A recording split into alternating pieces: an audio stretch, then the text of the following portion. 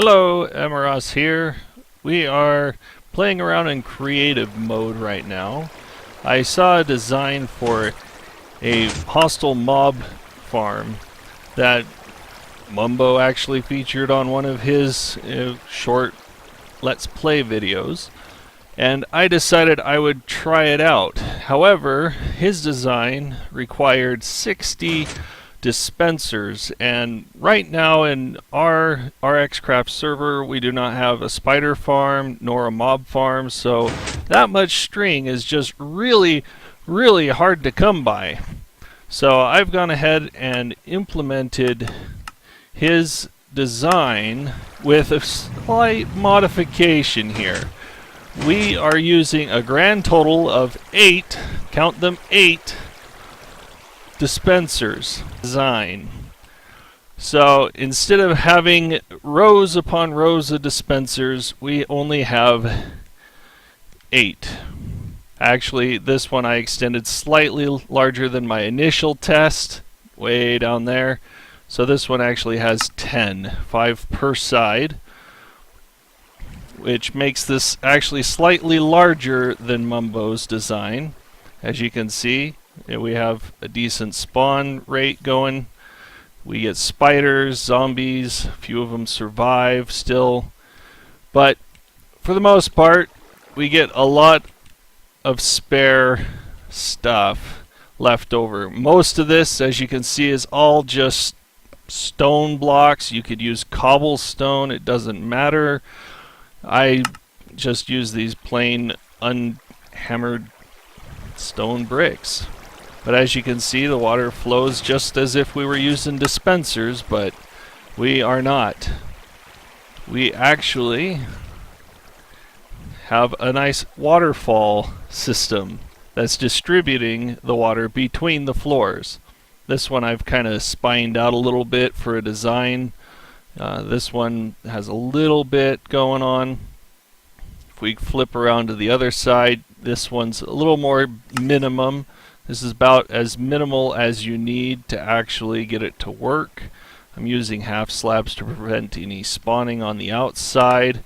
As you can see, the water just kind of cascades down and allows it to flow inside the structure.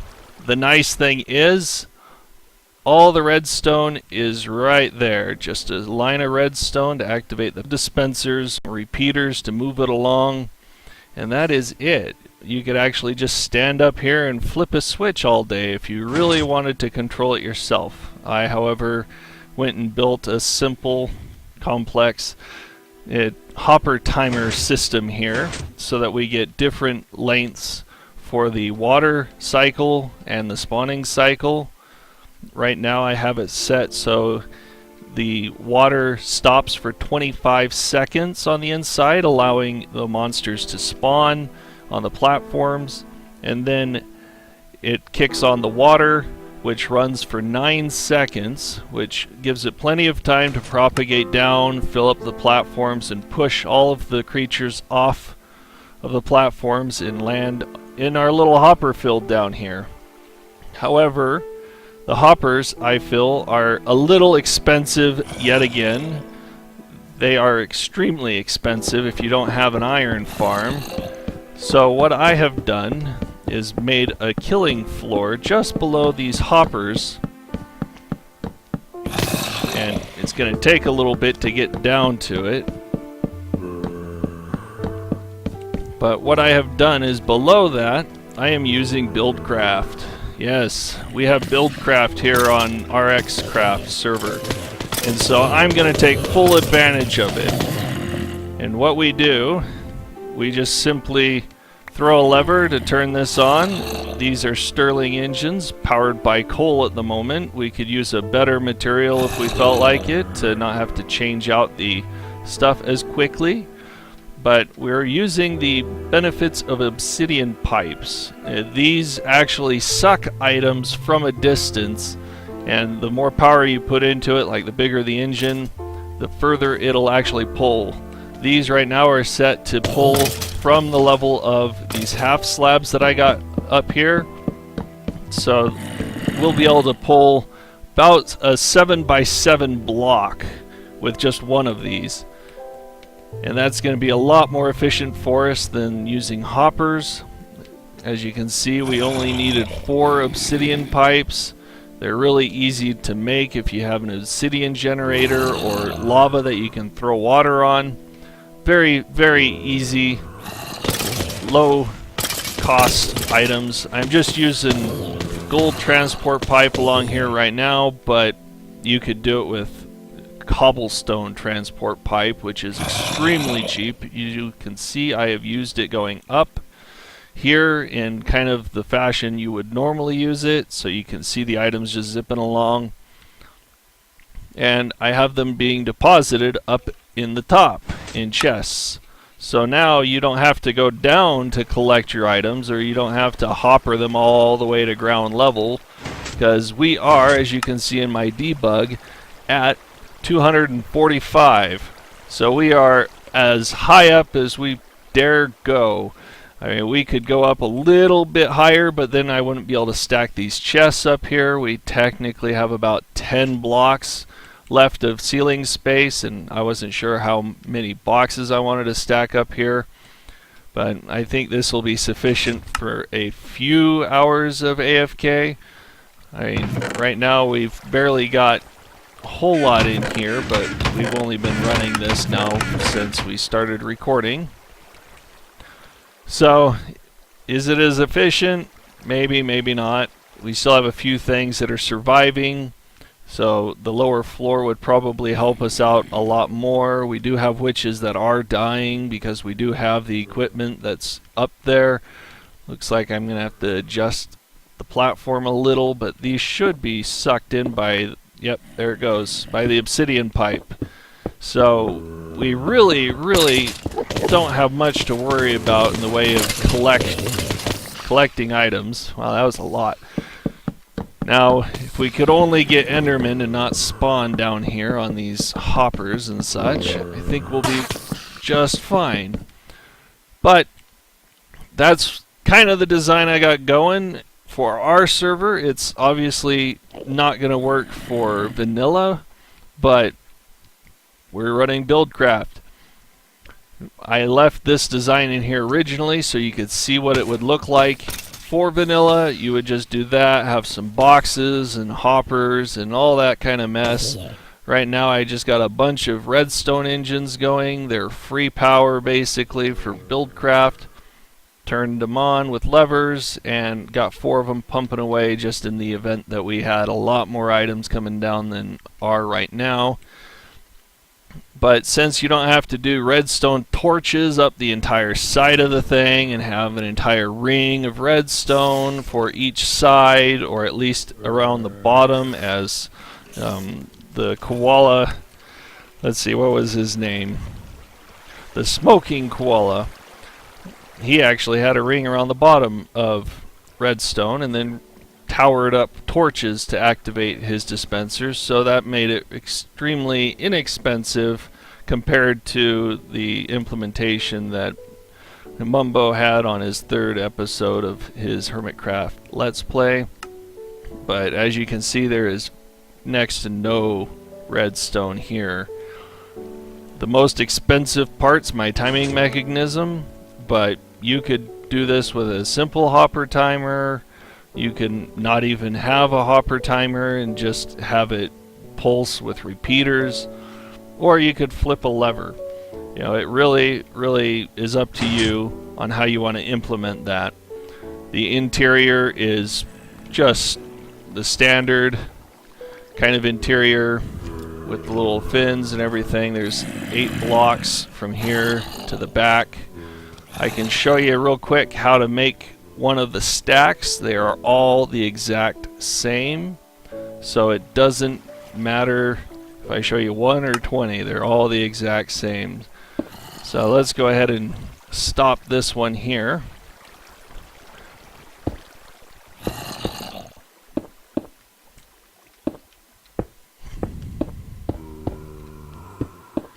I'd build it from scratch, but that would require a little bit more prep time.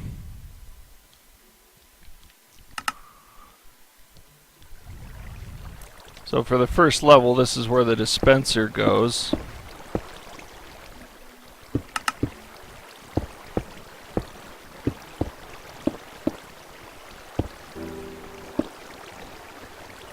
Here, let me clean this up a little bit off camera and we'll be right back. Alright, we are back. I have cleaned it up a little bit. I've gone ahead and knocked a hole vertically where the dispensers normally would have gone. As you can see, they line up with the tip of the fingers here. I've gone ahead and turned off mobs as well.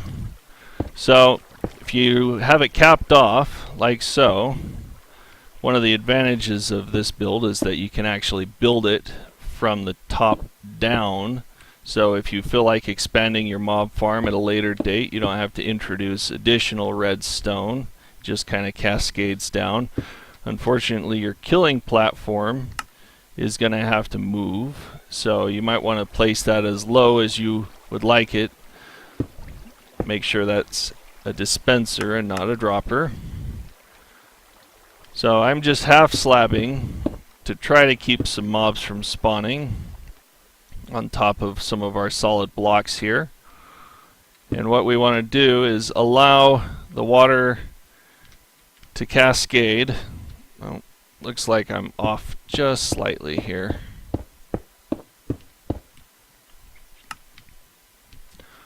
So the dispenser actually is off by 1 from where they would normally be.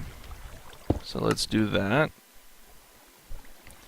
And I am trying to half slab where the water cascades. You can see here what we got going.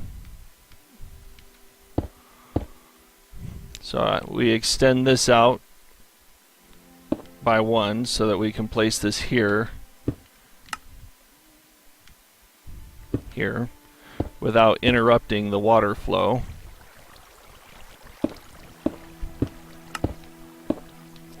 As you can see now, there's a place for the water to flow down here and hit this block and split to each side.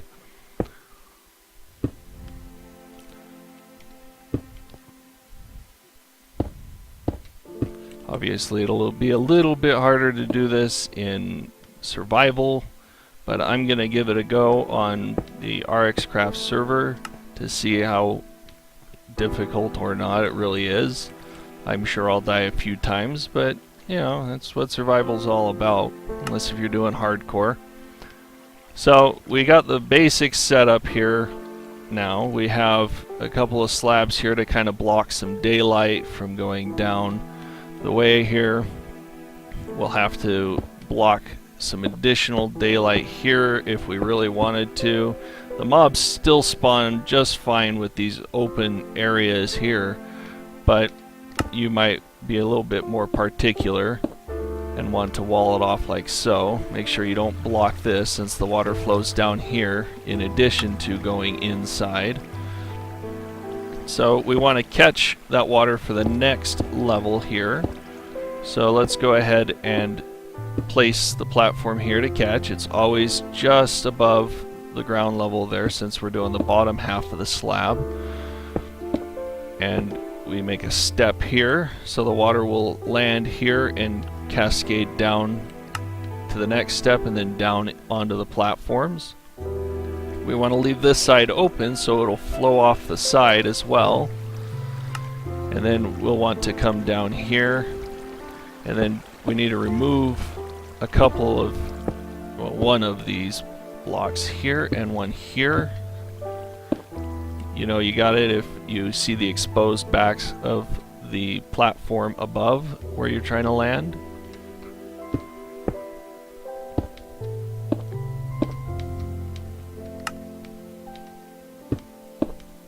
So now we got another catch here. We'll extend that out just like above here. And we're basically now just repeating floors because there's only 2 sides to this, so it changes every other floor, but now we got that. Now we'll just do this catch in the step. So we place the bottom step, the next step up, and we make our catch. And that's really that easy. We want to, once again, knock this side out so we can have the water flow down. Knock out these two, place those, so that we can now put our catch with the extension.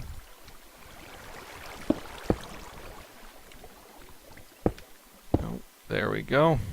So now we have the water able to flow in, and for the bottom of our building we want to go ahead and just make a drop right there so the water just hits here and stops, because we don't want to continue cascading the water all the way down onto the ground level there, because it will. So that's pretty much it for the build there. Let's go ahead and connect it up. So this would be an example if you wanted to extend out further away. It is a little bit easier than building down, especially since you won't have to worry about moving your platform. So that's one of the benefits of this design, is you can just extend it. Let's go ahead and put a bucket in here.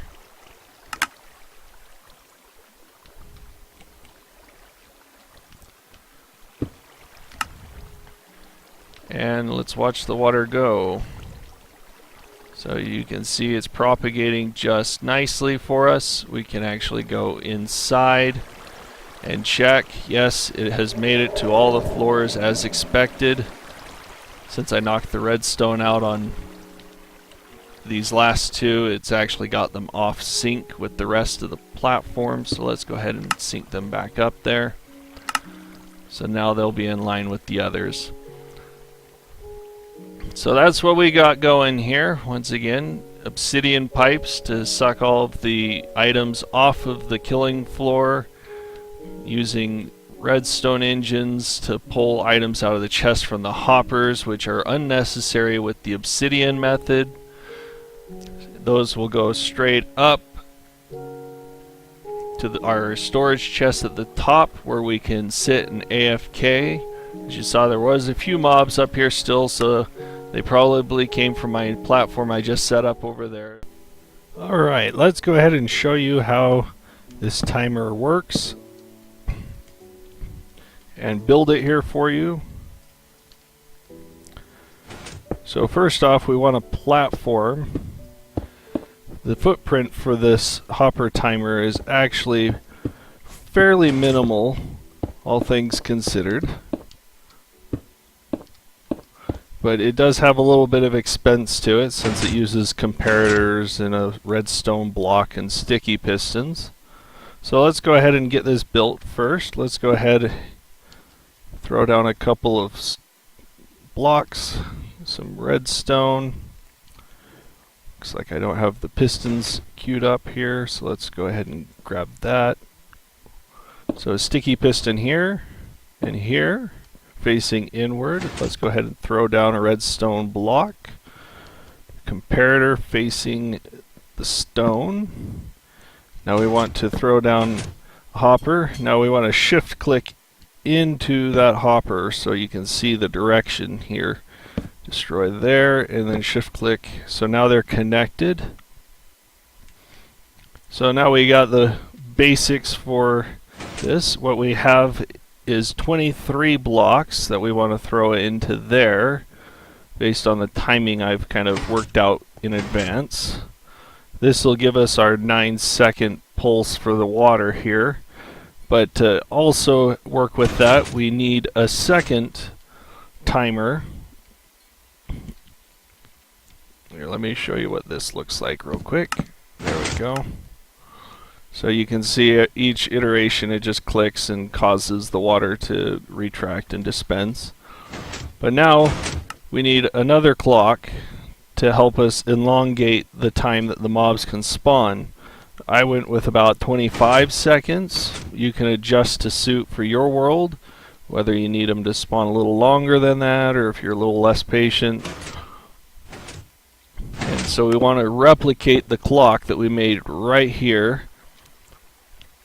So good thing we got this reference right next to us that we can look at. Oh, almost fell off there. Alright, so place our block down. We want our comparator here and here. Let's go ahead and set the hoppers. Remember, shift click so that they point into each other. And now we have our second clock here. This one, let's go ahead and throw in 43 blocks. So that's 41, 2, and 3. So now this will give us a nice long timer. And let's just put it straight into that one. As you can see, that's what we did over here. Now, something I like to do is just throw a little block here off the end with a redstone torch so that we can help synchronize our times here. Let's go ahead and see how long it takes for the water to kick back on. If we have a timer, we can actually time this out.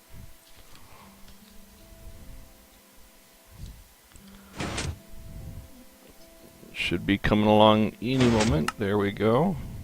So let's start our timer. There it goes again. And there's the water. So it looks like it is on track. Let's go ahead and break it real quick so we can show you how to fix it. If you manage to not get it set up and have it synced up,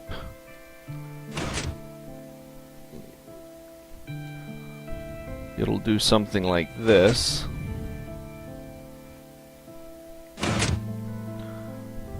So this will get us off on our timing here. And then once this iterates through again, then it'll break it. And if we had stuck this here right now, then the water will actually run for 25 seconds rather than having a spawning platform that's empty for 25 seconds. So the only easiest way to fix that would be simply destroying the repeater so that it skips its beat, just like you saw me do before. See, now it's only going to stay there for about 9 seconds and then kick over. See? So now we just wait for it one more iteration, and then we can drop our repeater back down and we're in sync. With how this works, it actually blocks this hopper from passing the items, so these two clocks will automatically sync up for us, so we don't have to worry about that portion.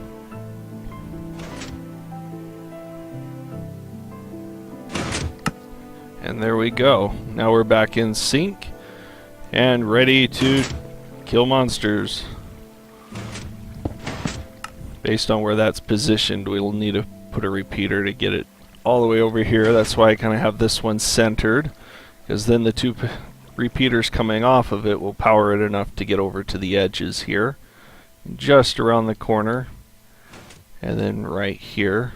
And we actually have enough redstone power to actually extend this out another module or two before we run out of juice.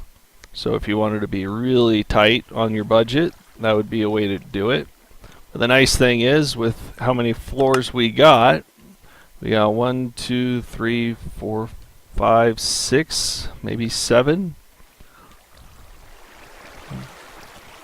No, it's 6. Oh, maybe even just 5. 2, 3, 4, 5. Yeah, just 5. Well, even if we had 6 or 7, we would have 0, repeat 0 dispensers that we would need to add to have gone down further, and as many modules over as we want. There's only 1 dispenser per side required, so this entire strip here is just 2 dispensers. Very inexpensive. But that is it. Obviously you'll save a little bit of redstone, probably a lot of iron if you're running BuildCraft. And something you could do with your redstone would be maybe do this. As you can see, you can tag it on the bottom so it actually looks interesting from the ground level. Like I said, this is 250 blocks up, and then we build down from there. We're currently standing at 202.